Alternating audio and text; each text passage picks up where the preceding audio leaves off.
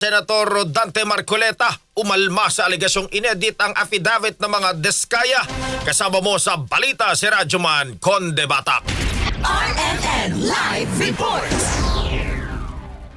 Pumalag si Senator Rodante Marcoleta sa naging aligasyon ni Senate President Tito Soto III sa isang media interview na inedit umano ang affidavit ng magkasawang kontraktor na Pacifico at Sara Diskaya.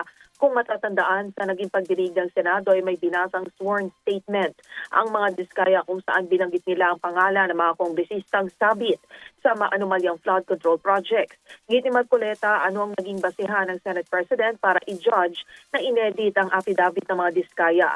Punto ng Senador, seryosong akusasyon ito ni Soto at hindi sila dapat nanguhusga dahil ito ay nasa appreciation o paghatol ng korte.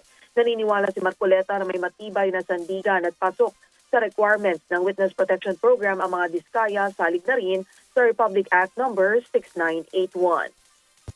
Binasi ko po sa batas lahat ang aking ginawa. At hiningi po nila at sa aking palagay po ay nanganganib nga sila sapagkat marami silang binanggit na mga pangalan at nakikita ko rin naman kung anong ginagawa ng mga tao sa kanilang sariling tahanan. Hindi po ako pwedeng magbakasakali. Ayokong ilagay sa kamay ko yung kaligtasan nila. Kung hindi ko po ginawa, ako po ang nasisi. Alam niya ang tuntunin ng ating mga batas. Iyon po ay sinasaalang-alang ng batas.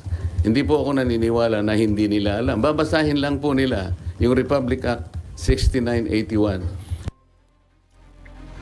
Pero nang matanong kung bakit si dating Bulacan Assistant District Engineer Bryce Hernandez ay nakontent kung hindi naman pala saklaw ng trabaho ng mga senador na i-judge kung nagsisinungaling o hindi ang isang resource person, katwiran dito ni Marcoleta, mayroong mga dokumentong nakuha mula sa Okada na malinaw na nakasaad ang pagwawaldas ng daang milyong pisong pera ng taong bayan at mayroong LTO-issued ID na gumagamit ng ibang pangalan pero mukha ni Hernandez ang nasa litrato.